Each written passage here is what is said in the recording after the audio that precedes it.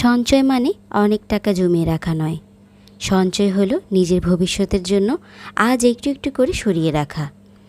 আয় কম হলেও যদি নিয়ম করে সামান্য টাকা জমাতে পারি, একদিন সেই ছোট ছোট সঞ্চয়ই বড় ভরসা হয়ে দাঁড়ায়।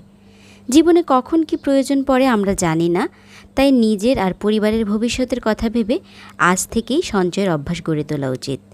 কারণ বিপদের সময় অন্যের কাছে হাত পাতার চেয়ে নিজের জমানো টাকাটাই সবচেয়ে বড় সাহস। আসসালামু আলাইকুম এভরিওয়ান, রূপালীর দিনরাত্রির পক্ষ থেকে আমি রূপা আপনাদের সবাইকে স্বাগতম জানাচ্ছি আমার নতুন আরেকটি ব্লগ দেখার জন্য। সকালবেলার নাস্তায় আজকে হচ্ছে ফ্রোজেন পরোটা দিয়ে আমি এয়ার ফ্রায়ারে বেক করেছি। মানে একটু চিকেনের কিমা ছিল, সেটা দিয়ে একটু চিজ দিয়ে বেক করে নিয়েছি। এই নাস্তাটা খেতে বরাবরই খুব ভালো লাগে। তো আরহামের জন্য আমি আলাদা করে নাস্তা রেডি করব। তো আরহাম আজকে এটা খাবে না, কারণ আমি একটু ঝাল দিয়েছি আর ও না একদমই ঝাল খেতে পারে না। আর আজকে কিন্তু আমি আমার নতুন প্লেট আর কাপে চাটা সার্ভ করেছি আমাদের দুজনের জন্য। তো আমরা আঞ্জুম অফিসে যাওয়ার আগেই একসাথে নাস্তাটা করে নিয়েছি। আর আরহামের জন্য কয়েকটা প্যানকেক বানিয়েছি। তো দেখা যায় কি, একটা ডিম দিয়ে প্যানকেক বানালে বেশ অনেকগুলো প্যানকেক হয়। তো একসাথেও এতগুলো খায় না, 2-3 পিস খায়। তো বাকিটা আমি রেখে দেই, পরদিন সকালে দিতে পারি কিংবা বিকালের নাস্তায় দিতে পারি। নাহার ফুড কুকিং থেকে আপু আমার এয়ার ফ্রায়ারের দাম সম্পর্কে জানতে চেয়েছেন। আমি কিন্তু আমার অনেক ভিডিওতে বলেছি এয়ার ফ্রায়ারের দামটা কত নিয়েছে। আমি এয়ার ফ্রায়ারটা 8,000 টাকা দিয়ে কিনেছি। আর আপু বলেছে আপুর নামটা যাতে নেই, এই যে আপু আপনার নামটা কিন্তু নিয়ে নিলাম। আরিয়ান খান আইডি থেকে বলেছে আমি যাতে একদিন মিরপুর হোপ মার্কেটের সিরামিকের জিনিসগুলো ভিডিও করে দেখাই। আসলে হোপ মার্কেটে আমার খুব একটা যাওয়া হয় না, আর গেলেও দেখা যায় এত পরিমাণ ভিড় থাকে, মোবাইল হারানোর ভয়ে মোবাইলটা বের করতেই পারি না। কারণ হোপ মার্কেটে কিন্তু এরকম অনেক ছিনতাই ঘটনা ঘটে, মোবাইল চুরি হওয়ার। এর জন্য দেখা যায় কি, আমি মার্কেটে গেলে মানে হোপ মার্কেটে গেলে আমি ছোট বাটন ফোন নিয়ে যাই, এর জন্য আর ভিডিও করা হয় না। আরহাম কিন্তু টক দই খেতে খুব পছন্দ করে, তো আমি টক দইয়ের সাথে একটু ফ্রোজেন করে রাখা স্ট্রবেরি দিয়েছি। ও কয়েকদিন যাবতীয় স্ট্রবেরির কথা বলছিল, কিন্তু বাজারে তো খুব একটা মনে হয় এখন পাওয়া যায় না, আমি সঠিক বলতে পারবো না। তো আমি ফ্রোজেন করে রেখেছিলাম কিছু স্ট্রবেরি, সেটাই দিয়েছি। ও তো দেখে অনেক খুশি হয়ে গিয়েছে। অনেকেই মনে করে অল্প ইনকাম হলে টাকা জমানো সম্ভব না। অবশ্যই সম্ভব। টাকা বেশি থাকা নয়, টাকা জমানোর অভ্যাসটাই আসল। আজ আপনাদের সাথে শেয়ার করব কিভাবে অল্প ইনকামেও আপনারা টাকা জমাতে পারবেন। আমি যেই পদ্ধতিতে টাকা জমাই সেটাই আপনাদের সাথে শেয়ার করছি। অনেক সময় দেখা যায় আমরা পরিকল্পনা বা বাজেট নির্ধারণ করে খরচ করি না, বিধায় কিন্তু মাস শেষ হতে না হতেই আমাদের হাত খালি হয়ে যায়, একদমই হাতে টাকা থাকে না। টাকা জমানোর সবচেয়ে প্রধান কাজ হচ্ছে আগে সঞ্চয় পরে খরচ। আমরা ভাবি কি, পুরো টাকাটা খরচ করে যদি কিছু টাকা বাঁচে সেটা সঞ্চয় করব। এটা কখনোই উচিত না। আপনার হাতে টাকা আসা মাত্রই আপনি যেই টাকাটা সঞ্চয় করতে চান সেই টাকাটা ওইখান থেকে সরিয়ে ফেলা উচিত একদম শুরুতেই। আর আপনি মনে করবেন যেই টাকাটা আপনার হাতে আছে এটাই আপনার সংসার খরচ বা যে খরচ আছে আপনাদের সংসারে প্রয়োজনীয় সেটা। তো আগে যদি সঞ্চয় না করেন তাহলে কিন্তু সেটাকে সঞ্চয় বলবেন না, পরে যেটা বাঁচবে সেটা কিন্তু সবসময় একরকম থাকে না, কখনো বাঁচে কখনো বাঁচে না। কিন্তু আপনি যদি বেতনের টাকা থেকে শুরুতেই কিছু টাকা সরিয়ে ফেলেন, এটা কিন্তু আপনাদের সঞ্চয় করতে অনেক বেশি সুবিধা হবে। মনে করেন আপনি 15,000 টাকা ইনকাম করলে 1,000 টাকা সেভিংস করবেন, বাকি 14,000 টাকা দিয়ে মাস চালাবেন।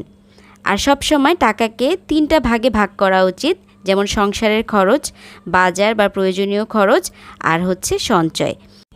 আর টাকা জমানোটাও নির্ভর করে কিন্তু আপনার ইনকামের উপর, কারণ আপনি কত ইনকাম করছেন সেটার উপরেই সঞ্চয় করবেন। কেউ 500 করবে, কেউ 1000 করবে, কারো ইনকাম বেশি হলে 5,000, 10,000 এমন করবে। তো এভাবে ছোট ছোট সঞ্চয়গুলিই কিন্তু যখন বছর ঘুরবে তখন দেখবেন আপনার হাতে কিন্তু বেশ অনেকগুলো টাকা জমে যাবে, যেই টাকাটা আপনাদের ভবিষ্যতের কাজে লাগবে। কারণ ভবিষ্যৎ নিয়ে কিন্তু আমাদেরই চিন্তা করতে হবে। আচ্ছা, একটু ভিডিওর কথায় আসি। আমি এখানে আজকে একটা চিকেন রান্না করব। তো চিকেনে একটা মশলা রেডি করে নিচ্ছি, আর এই মশলাটা দিয়ে আপনারা যদি ব্রয়লার চিকেন বা যে কোনো চিকেন রান্না করেন তার স্বাদ মানে দ্বিগুণ হয়ে যাবে। আমি এখানে তেলের মধ্যে কিছুটা পেঁয়াজ দিয়েছি, একটু রসুন কুচি দিয়েছি, কয়েকটা শুকনা মরিচ দিয়েছি, আর 1 চা চামচের মতন, 1 চা চামচের চাইতে কিছুটা বেশি পোলাওর চাল দিয়েছি, আর এখানে জিরা দিয়েছি। এটা হচ্ছে ভাজনা বলে। তো এটা কিন্তু বিক্রমপুরের মানুষরা অনেক বেশি খায়, কিন্তু সব অঞ্চলের মানুষরা খায় না। কিন্তু এটা দিয়ে চিকেন বা যে কোনো মাছের তরকারিতে দিলে না এত বেশি স্বাদ হয় কি বলবো। আপনারা এই মশলাটা দিয়ে একবার চিকেন রান্না করে খেয়ে দেখবেন, আশা করছি নিরাশ হবেন না। মানে অন্যান্য চিকেন আইটেম থেকেও এই রান্নাটা আপনাদের কাছে বেশি ভালো লাগবে। টাকা জমানোর ক্ষেত্রে সবসময় চেষ্টা করবেন ছোট ছোট খরচগুলো লিখে রাখার জন্য। আর লিখে রাখলে না দেখা যায় কি মাস শেষে বোঝা যায় যে কোনো অপ্রয়োজনীয় খরচ হলো কি না। যদি অপ্রয়োজনীয় খরচ হয়ে থাকে সেটা যাতে আমরা বাদ দিতে পারি। আর বাজারের জন্য সব সময় একটা বাজেট নির্ধারণ করুন যে এই মাসে 3000 টাকা বাজার করবেন বা 5000 টাকা বাজার করবেন। সেই বাজেটের ভিতরেই আপনি বাজারটা করার চেষ্টা করবেন। আর জরুরি নয় এমন কিছুই কেনা উচিত না। অনেক সময় দেখা যায় কোনো কিছু একটা পছন্দ হলে আমরা সাথে সাথে কিনে ফেলি। তো সেই জিনিসটা না করে কোনো জিনিস পছন্দ হলে আগে একটা দিন ভাববেন বা 7 দিন ভাববেন। তারপরেও যদি মনে করেন হ্যাঁ আপনার জিনিসটা প্রয়োজন আছে, তারপরে আপনি ওই জিনিসটা কিনবেন। কিন্তু যখন একদিন পার হবে বা 7 দিন পার হবে, আপনার কাছে যদি মনে হয় না না জিনিসটা আমার খুব একটা প্রয়োজন নেই, তাহলে সেই জিনিসটা কখনোই কিনবেন না। কারণ অপ্রয়োজনীয় জিনিস কেনা টাকা নষ্ট করা আমার মনে হয়। আর প্রথম দিকে টাকা সঞ্চয়টা অল্প টাকা দিয়ে শুরু করা ভালো। প্রথমে শুরু করলেন হয়তো বা 1000 টাকা দিয়ে, তারপরের মাসে হয়তো বা 1200, তারপরের মাসে 1500। পরিমাণ কম হলেও সমস্যা নেই, আসলে অভ্যাসটাই সবচেয়ে গুরুত্বপূর্ণ। কারণ সঞ্চয়ের অভ্যাস যদি না থাকে আপনি কখনোই ভবিষ্যতে জন্য ভালো কিছু করতে পারবেন না। 1000 টাকা করে জমালে 1 বছর পরে দেখবেন 12,000 টাকা হয়ে গিয়েছে। আর 1500 টাকা করে জমালে দেখবেন বছর ঘুরলেই আপনার হাতে 18,000 টাকা থাকবে। সেটা দিয়ে আপনি হয়তো বা বড় কোনো একটা কাজ করতে পারবেন। জাপানিজদের টাকা জমানোর যে পদ্ধতিটা কাকাইবো, আপনারা যদি সেই পদ্ধতিতে টাকা জমান তাহলে খুব সহজেই সঞ্চয় করতে পারবেন। এই পদ্ধতিতে 4টা প্রশ্ন থাকে যে আমার হাতে কত টাকা আসবে, কত টাকা অবশ্যই খরচ করতে হবে যেমন বাজার, বিল, বাসা ভাড়া ইত্যাদি, কত টাকা সঞ্চয় করতে চাই, আর কোন খরচগুলো কমানো সম্ভব। তারপরে খরচগুলোকে 4 ভাগে ভাগ করে রাখবেন, যেমন প্রয়োজনীয় খাবার, বিল, যাতায়াত ভাড়া, তারপরে শখ তো আছেই বাইরে খাওয়া, তারপরে টুকটাক কিছু কেনাকাটা। এগুলো কিন্তু অবশ্যই, এগুলো যে টাকা জমাবেন দেখে এই জিনিসগুলো আপনারা বাদ দিবেন সেটা কিন্তু কখনোই না। টাকা জমানো মানে এই না যে নিজের মনকে কষ্ট দেওয়া। টাকা জমানো একটা অভ্যাস, এই অভ্যাসটা আজকে থেকেই গড়ে তোলা উচিত। তারপরে দেখা যায় যাদের বাচ্চারা পড়ালেখা আছে সেই খাতে কিছু খরচ হয়। তারপরে কিছু আছে অপ্রত্যাশিত, মানে হঠাৎ কোনো প্রয়োজন হলে, যেমন দেখা যায় হঠাৎ কেউ অসুস্থ হয়ে গেলে বা কেউ বিপদে পড়লে আমাদের দরকার পড়ে টাকা পয়সার। আর সবচেয়ে গুরুত্বপূর্ণ কাজ যেটা, আপনি কোথায় কি খরচ করছেন সেটা প্রত্যেক দিন না পারলেও সপ্তাহে লিখে রাখবেন যে এই সপ্তাহে আপনি কোথায় কত টাকা খরচ করেছেন। তাহলে মাস শেষে আপনি যখন খরচটা টান দিবেন তখন দেখতে পারবেন যে কোথায় আপনি অপ্রয়োজনীয় খরচ বেশি করেছেন বা কোথায় কম করেছেন। তাহলে আপনার খরচটাকে এর পরের মাস থেকে সুন্দরভাবে আবার মেনটেন করতে সুবিধা হবে। আসলে আমি কিন্তু এভাবেই হচ্ছে টুকটাক যাই সংসার খরচ থেকে টাকা জমাই, এভাবেই করে জমাই। তো সেটাই আপনাদের সাথে শেয়ার করলাম। আশা করছি যারা পুরাতন গৃহিণী আছেন তাদের হেল্প না আসলেও নতুন গৃহিণী যারা আছেন, নতুন নতুন সংসার চালাচ্ছেন, তাদের কিছুটা হলেও হেল্প হবে। টাকা জমানোর জন্য বা সংসার খরচের জন্য আমার কাছে এমন একটা ব্যাগ আছে, মানে পার্ট পার্ট হচ্ছে জায়গা আছে, সেখানে লিখে রাখা যায় যে কোথায় কোন টাকা রাখা হয়েছে। তা আমি না পেন্সিল দিয়ে লিখেছিলাম তাই খুব একটা দেখা যাচ্ছে না। তো এই যে মাসের শুরুতেই আমার হাতে যেই টাকাটা দেয়, এখান থেকে হচ্ছে আমি প্রথমেই যেই টাকাটা সঞ্চয় করব সেই টাকাটা সরিয়ে ফেলি। এই টাকাতে কিন্তু আমি আর হাত দেই না। আমি মনে করি আমার কাছে পরবর্তীতে সঞ্চয় করার পরে যেই টাকাটা আছে এই টাকাটা দিয়েই কিন্তু আমার চলতে হবে। এখানে আরহামের ঈদের টাকা আছে, সেই ঈদের টাকাগুলোও কিন্তু আমি জমিয়ে রেখেছি। টুকটাক অনেক জায়গায় খরচও করেছি, যেগুলো বেঁচে আছে সেগুলো এখানেই রেখেছি। তো সঞ্চয়ের টাকাটা এক জায়গায় রেখে দিই, তারপরে বাসা ভাড়ার টাকাটা এক জায়গায় রাখি, তারপরে দেখা যায় সংসারের খরচ, বাজারের খরচ, এই টাকাগুলো প্রত্যেকটা টাকাই আমি আলাদা আলাদা করে রাখি। অনেক সময় দেখা যায় এই টাকা থেকেও মাস শেষে কিছু টাকা আমার বেঁচে যায়, তখন দেখা যায় আমি আমার শখের কিছু কেনাকাটা করি। তারপরে আমি আমার নিজের জন্য একটা হাত খরচ রাখি। এটা সম্পূর্ণই আমার খরচ। ওইটা হচ্ছে আমার যদি কিছু ভালো লাগে আমি কিনি, না ভালো লাগলে সেটা আমি আলাদা করে জমাই। তো এভাবেই কিন্তু আমি টাকাটা রাখি। তো মাস শেষে অনেক সময় দেখা যায় কি আমার আরেকটা জার আছে, সেখানে টুকটাক কিছু টাকা রাখি, যেটা হচ্ছে সব কিছু কেনাকাটা বা খরচ করে যে টাকাটা বেঁচে যায়, কখনো বাঁচে কখনো বাঁচে না, সেটা হচ্ছে ডিপেন্ড করে প্রত্যেক মাসে কেমন বাজার খরচ করলাম। তো যেই মাসে বেঁচে যায় সেই জারটাতে আমি রেখে দিই, আর খরচ হয়ে গেলে তো হয়েই যায়।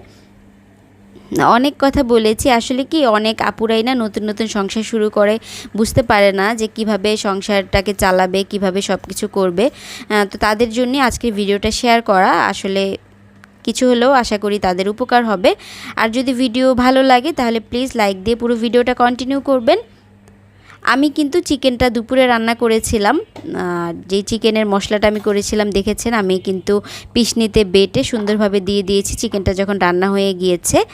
তো এখন রাতের জন্য আমি আরেকটু কিছু হালকা পাতলা রান্না করছি। দুপুরে আমরা চিকেন দিয়েই খেয়েছি, মানে আমি আর আরহাম তো এই চিকেন খায়নি, আরহামের জন্য আলাদা চিকেন রান্না করেছি, যেহেতু আমি ঝাল দিয়ে চিকেন করেছি। তো এখন হচ্ছে একটু ডাল করব। আমি আজকে এখানে 2-3 রকমের ডাল একসাথে সিদ্ধ করে নিচ্ছি একটু লবণ আর হলুদ দিয়ে। আর ফোড়নের জন্য এখানে পেঁয়াজ, রসুন আর হচ্ছে একটু টমেটো নিয়েছি, এটা দিয়ে হচ্ছে আমি ডালটা ফোড়ন দিব। এভাবে ডালটা রান্না করলে না অনেক বেশি ভালো লাগে। এই ডালটা অনেকটা আমাদের ডাল ভুনার মতনই, কিন্তু কয়েক রকমের ডাল মিক্স করার কারণে ডালের টেস্টটা আরও বেশি ভালো আসে। তো ফোড়নের জন্য আমি তেলে হচ্ছে একটু তেজপাতা দিয়েছি আর কয়েকটা জিরা দিয়েছি। গোটা জিরা দিলে ফোড়নে খুব সুন্দর একটা ফ্লেভার আসে যে কোনো ডাল বা সবজি বাগারে। তো এখন হচ্ছে সেই মশলাটা দিয়ে দিচ্ছি, মশলা না সরি, পেঁয়াজ রসুনটা দিয়ে দিচ্ছি। আর আজকে আমি একটু জিরা রাইস রান্না করব। তো জিরা রাইসটা আমার পোলাও চাল দিয়ে খাওয়া হয়েছে, বাট বাসমতি চাল দিয়ে কখনো খাইনি। তো বাসমতি চাল এনেছে, ভাবলাম যে আজকে একটু স্পেশাল খাওয়া যাক, একটু ইন্ডিয়ান প্ল্যাটার যেমনগুলি হয় না, ইন্ডিয়ান থালি, ওই রকম টাইপের সাজাতে ইচ্ছা করছিল। আর যেহেতু সকালবেলা আরহামের বাবাকে খাবার দিতে হবে, তো এর জন্য হচ্ছে রাতের বেলায় রান্নাটা করছি, যাতে আমি বক্সে করে রেখে দিতে পারি। তা আমি হচ্ছে এভাবেই হচ্ছে আরহামের বাবাকে লাঞ্চ দেই রাতের বেলা, বা আগের দিন যেটা রান্না করি বক্সে করে রেখে দিই, পরদিন ফ্রিজ থেকে বের করে সেটা ডিরেক্ট নিয়ে যায়। খাওয়ার আগে সে শুধু ওভেনে একটু গরম করে নিলেই হয়। আর যেহেতু অফিসে হচ্ছে পুরো অফিস এসি থাকে ঠান্ডা, তো বাহিরেই থাকে, ফ্রিজে আর রাখতে হয় না, খাবার নষ্ট হয় না। তা আমি কিন্তু ডালটা নামানোর আগে একটু ঘি দিয়ে দিয়েছি। এই ঘিটা দেওয়ার ফলে না এত সুন্দর একটা স্মেল আসে ডাল থেকে, মানে আর কিছুই লাগবে না, এই ডাল আর চাল হলেই হবে, মানে ভাত হলেই হবে, আর কোনো কিছুর প্রয়োজন হবে না। তো আমি তো আজকে চিকেনও রান্না করেছি। আর এখানে জিরা রাইসের জন্য আমি হচ্ছে তেলের সাথে একটু ঘি, কাঁচামরিচ আর বেশি করে জিরা দিয়েছি। এটা ইন্ডিয়ান যেই রেসিপি, অনেকেই হচ্ছে পেঁয়াজটা ইউজ করে না, কিন্তু আমি পেঁয়াজটা দিয়েছি আর একটুখানি আদা রসুন বাটা দিয়েছি। আর এই যে অল্প করেই রান্না করব, আমাদের হচ্ছে রাতে খেতে পারবো আর আরহামের বাবাকে দিতে পারবো এমন পরিমাণেই। বাসমতি চালটাকে আমি আগেই ভিজিয়ে রেখেছিলাম। আর এই বাসমতি চাল দিয়ে আমার জর্দা বা বিরিয়ানি এগুলো খাওয়া হয়েছে, কিন্তু এভাবে পোলাও বা রাইস টাইপের রান্না করে খাওয়া হয়নি। তো ভাবছিলাম যে খারাপ লাগে কিনা, আরহামের বাবা পছন্দ করবে কিনা। তো এই যে দেখুন রান্নাটা কিন্তু হয়ে গিয়েছে, আর রাইসগুলি না এত সুন্দর ঝরঝরে রাখছিল, মানে খুব সুন্দর লাগে বাসমতি চালের রাইসটাকে দেখতে। তো উপর থেকে কিছু ধনেপাতা দিয়ে দিলাম, আসলে দেখার সৌন্দর্যের জন্য। তো এখন হচ্ছে আমি আবার একটু মিক্স করে একটু দমে রেখে দিব, হালকা পানি আছে। আসলে পোলাও যেভাবে রান্না করি এই রাইসটাও কিন্তু সেম একইভাবে রান্না করতে হয়। আর এখানে হচ্ছে আরহামের বাবার জন্য আমি যেই বাটিটা এনেছিলাম মিস্টার DIY থেকে, সেটা হচ্ছে আমি আজকে উদ্বোধন করছি। এতদিন পর্যন্ত এটা আমার উঠানোই ছিল, কারণ আরও বাটি যেগুলো ছিল সেগুলো দিয়েই খাবার দিচ্ছিলাম। তো এখন হচ্ছে আমি আরহামের বাবার বাটিটা আগে রেডি করে রেখে দিব, কারণ ঠান্ডা হলে তারপরে হচ্ছে আমি ফ্রিজে রাখবো। আসলে আমাদের বাঙালিদের মুখে না টেস্ট একটু বেশি, আমরা একটা আইটেম দিয়ে কখনোই খেতে পারি না। ইন্ডিয়ায় তো অনেকেই দেখি ডাল চাল হলে ওদের আর কিছুই লাগে না। এই যে আমি যে ডালটা রান্না করলাম, এমন একটা ডাল আর একটু রাইস হলেই ওদের খাওয়া হয়ে যায়। কিন্তু আমাদের তো ডালের সাথে আরও যে কত রকমের আইটেম লাগে, ডাল দিয়ে যে আমরা খাবো সেটা কখনোই আমরা কল্পনাও করতে পারি না। তো এই যে এটাই মনে মনে ভাবছিলাম যে ইন্ডিয়ান মানুষদের মতন হতে পারলেই ভালো হতো, তাহলে মনে হয় টাকা পয়সা আরেকটু বেশি জমাতে পারতাম। তো বাটিটা রেডি করে এখন আমাদের জন্য প্লেটটা সাজিয়ে নিয়েছি। তো প্লেটটা সাজানোর পরে না দেখতে খুব সুন্দর লাগছিল, আর বাসমতির রাইসটা এত সুন্দর লাগছিল, ধোয়া ওঠার রাইস। আর আমার বাবাকে যখন গরম গরম সার্ভ করেছি, ও তো দেখে একদম মানে খুশি হয়ে গিয়েছে। আর প্লেটটা দেখতেও খুব কালারফুল লাগছিল। তো আশা করছি আজকের ভিডিও আপনাদের কাছে ভালো লেগেছে। আজকের মতো এখান থেকেই বিদায় নিচ্ছি। সবাই ভালো থাকবেন, সুস্থ থাকবেন।